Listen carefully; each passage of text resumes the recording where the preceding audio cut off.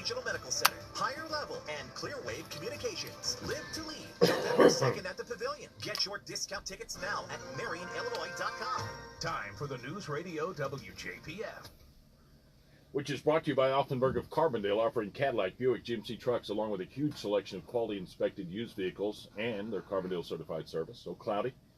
I'd say pretty much judging radar, we're done with the prospect of rain. But with cold temperatures and temperatures continuing to drop, we could see some moisture squeezed out of the crowd and see clouds and see some sprinkles, because we were at 66 this morning at 6 a.m. We're at 60 now. 71 the forecasted high for today, and into a little sunshine later today, they're saying. They're saying gradual clearing. Keep looking at the back edge of that cloud and see some lights, and hope that's the sun coming our way. Mostly cloudy, 53 tonight. Mostly cloudy, gradually becoming sunny, and 72. A subject this morning that is close to a lot of people in Southern Illinois, and that is we've got people who think they cannot go through life without a pain pill. And this morning I was lucky enough to get a guest from the Synergy Therapeutic Group, Subrat Bahinipati. Bahinipati. I get that right. Subrat, first off, it's good to meet you, sir. Thank you so much for inviting us. Physical therapist, you literally are hands-on when it comes to treating. That's correct.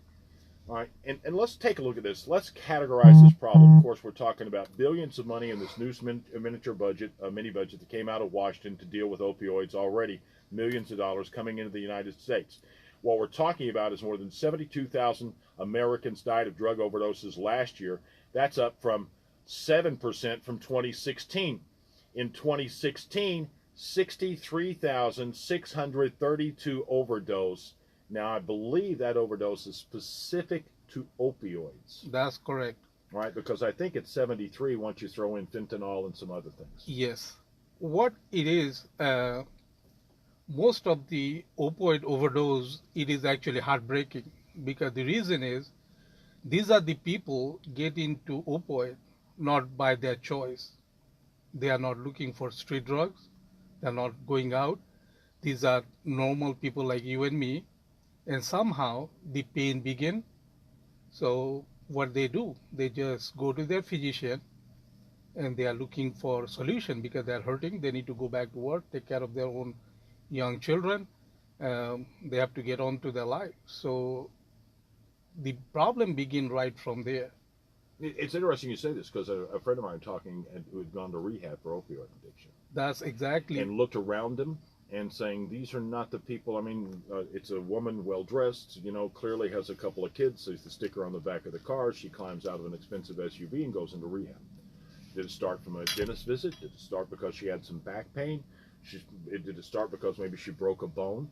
Because what you're talking about is this on-ramp is kind of innocuous. And I'm familiar with it. Had a lot of dental work done. And not long before that, I had broken my back. 7 weeks flat on my back.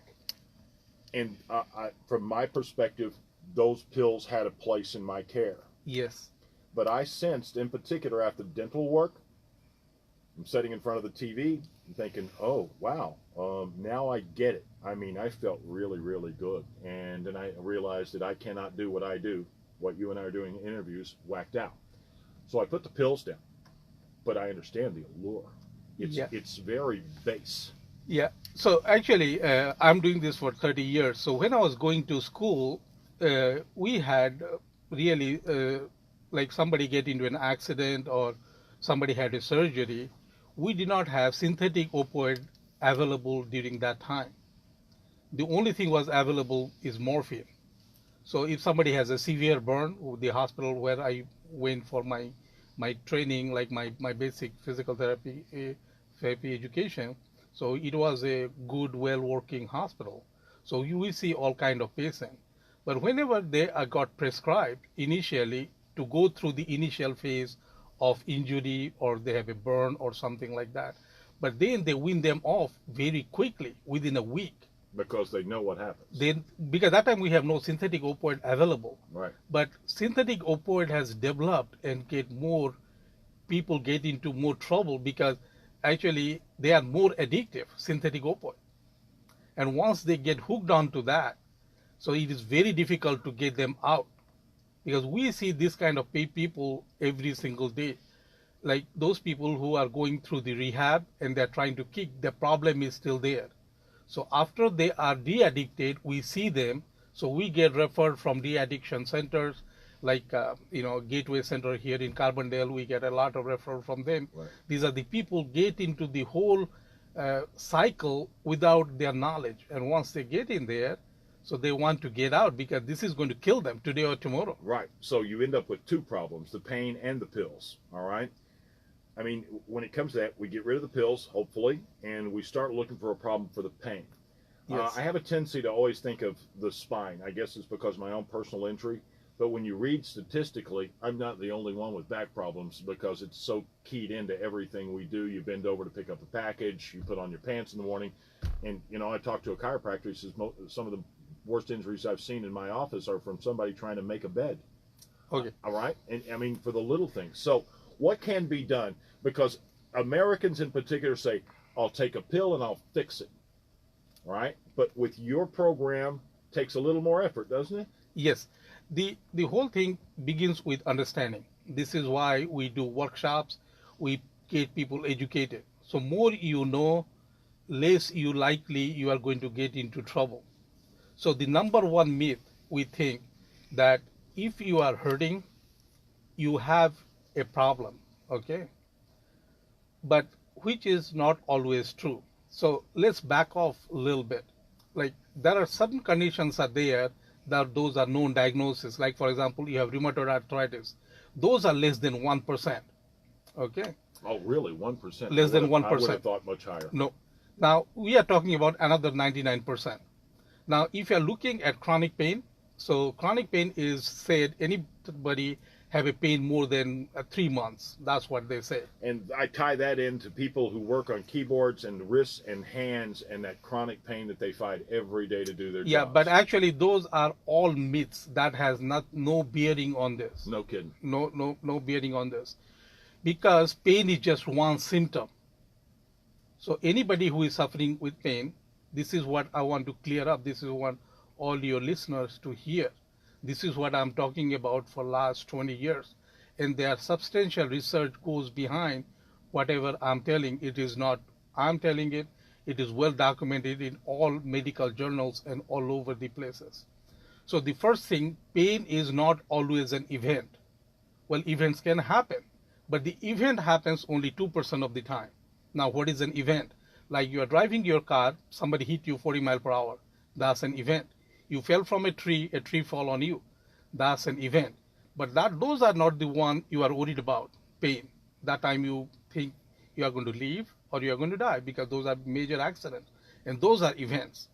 Now, another 98% of the time, it is a process. Chronic inflammation and your nerves say there's a problem with the joint and we associate it pain when in fact there's a problem behind it. Yes, the process begins separately for man and women. So if your back is hurting as a man, it is completely different than when it hurts the back of a woman. They are completely different. So they cannot be treated the same way. If a shoulder is hurting of a man and a shoulder of a woman is hurting, it is completely different. There is no rhyme or reason to believe they are the same. What's the difference? Okay, so difference, we have few key areas. Let's start with pelvis. So in female pelvis, it is wider. Now, how much it is wider? 1/3 wider than male pelvis. Not only that, it moves. So that is just one difference. There are many other differences are there between man and women. So when a back of a woman it hurts, it never anything else beside pelvis. It always starts from the pelvis, 100% of the time. Mind you, I'm not talking about traumatic pain, because this is what I want to differentiate. 40-mile-an-hour car at the Yep. stoplight. I'm not talking about somebody getting into a car accident, has a broken vertebra. I'm not talking about that. I'm talking about those pain slowly develops. So pelvic issue can start in early teen in female, because I see a lot of girls from Southern Illinois University and many other schools, they have problem with the pelvis. Based on the maturity? Not only that, the pelvis is a multi-jointed area. So basically we can say it is 3 bone, it's not 3, it's much more than that. And there is a perfect balance actually, begins from left to right, front to back. So it is kind of, you can imagine pelvis is the basement of a house. When the basement of a house settles, you will see cracks on the roof, crack on the wall, crack on everything else. So what happened? Anybody, a woman, complaining of pain, they go there. They're looking for crack in the wall, because the second myth is that. So if you have a pain, we always need to have an X-ray or MRI to find the cause. Well, those are good tools for like any heart disease or any kind of other kind of problem, like cancer. Those are wonderful tools, but those tools are quite useless for diagnosing musculoskeletal condition, because musculoskeletal condition only 2% or maybe 5% is only physical. There is a lot more dimension to musculoskeletal condition. And that's why it's been this focus. And I've noticed this over the last few years in particular. You have to be worried about this chronic inflammation, soft tissue damage. You have to be worried about this. We had always been looking at bones, tendons, but this continual, if you're suffering any type of inflammation, your ankles, a woman in particular showed me, this is why I take pills, and she took her shoe off, and she's like, it's a balloon in her ankle, right? Soft tissue damage. What I'm talking to her about, I said, you got to get the swelling down before you start looking at the problem. And I find that interesting, the perspective that you're sharing with us this morning is looking behind. You're thinking the pain is the issue. Well, why aren't we looking at what causes the pain? Kind of like a psychotherapist, I guess, or something along that line when you think about the thing behind the thing, the second order of effect. So what are we talking about when we're talking about treatment when you've come to this issue? We've talked about the difference between men and women, but what kind of allure can you provide to say, look, put down the pills, we have a way for you to be happy and pain-free without drugging yourself? Yes, because the pain can happen. Of course, it can start from a simple thing, what you said. Somebody is trying to make a bed and started having pain. So pain is not an event, it is a process. And that process usually have multifaceted. So sometimes it can start with muscle weakness, and sometimes emotional trauma, stress, chronic stress. Because when we are talking about all these things, we are forgetting one missing pieces of puzzle, and which probably got a lot of attention last few months back, and that we call as the fascia, or the connective tissue. Lot of our every individual. The connections. It is a connective tissue. Right. So actually it made headline news few months back, because they found that now what is fascia? Like anybody who ever hunted, you are a hunter? Okay. So the only way you can field dress an animal like a deer, so after the animal get killed, you have to hang it upside down. Right. Then you try to slowly peel the skin off as if you are taking the clothes off. There's no other way. Right. It's 2018. Any animal is processed, it has to be that way. We did it 2,000 years ago. We're doing it the same way. Exactly. And after you peel that skin, that is a very thin membrane right behind the skin. Yes. Okay. That is only the visible part. That is the same stuff covers every single muscle fiber. That covers every single nerve. And when you look that underneath, this is unfortunately radio. I cannot show. It's all right. I've got a memory to tap into, because what you're talking about here is that whenever you take a deer apart, it's that membrane is everywhere, separate, compartmentalizing. Exactly. Yes. Like when you open up their gut, nothing falls off. Everything Right. holds it together. That is the connective tissue. So without addressing that, all this chronic pain condition, we will unable to understand, because that. So is it hands-on treatment? Is it Yes. is about being mindful? Is it about stretching? Is it about nutritional supplements? Everything is combined, because if you do not have any healthy habit, I can tell you, most of the patients, they come through our door, the first thing we tell them, hey, cut down on your soda. So just by cutting down their soda or sweet iced tea, they can reduce their pain by 50%. When people hear you say that, do they go, oh, no. I mean, you get that because Yes. we've been trained really. I mean, my significant other, a strong medical background, former registered nurse, Air Force, here, take a pill. Here, take a pill. We kind of have that culture because it's a silver bullet. We think, oh, boom, it's taken care of. We are not big picture people in many things. We have a tendency to, and I think animals do this too. it's immediate. You focus on it. It's a survival trait. Deal with the pain. It's God's way of saying stop it or run away. All right. There's a lot of things that are involved in this.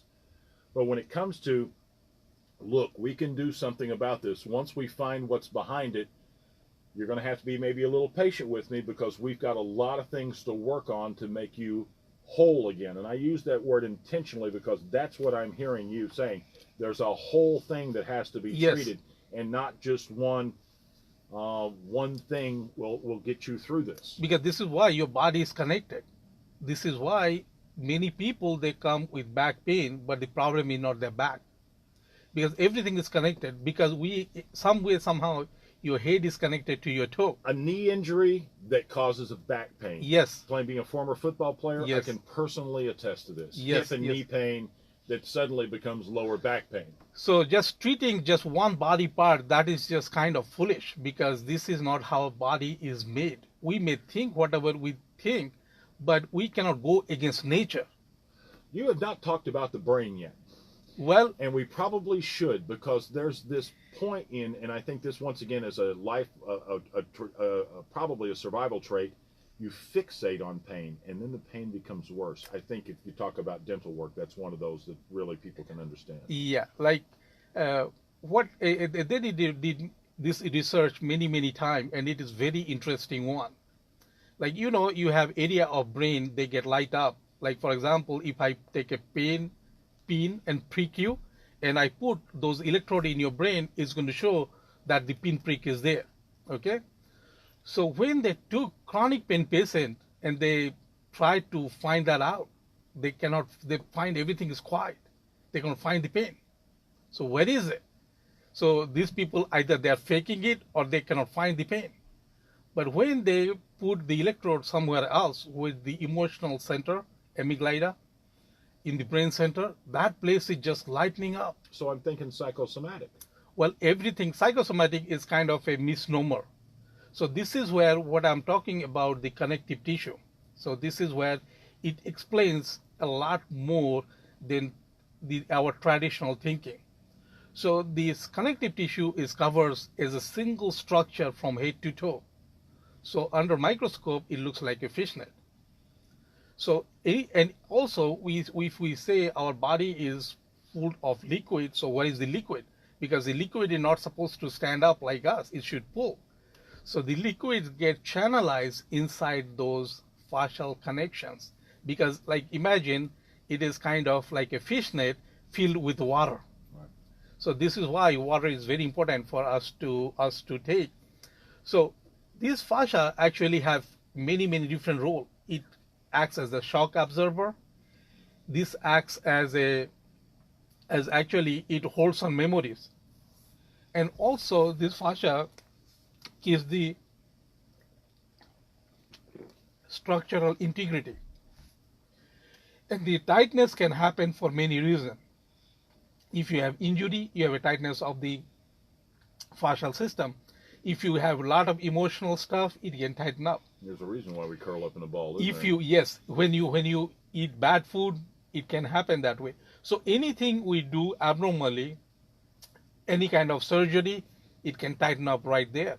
So all these things lead to any kind of pain medication.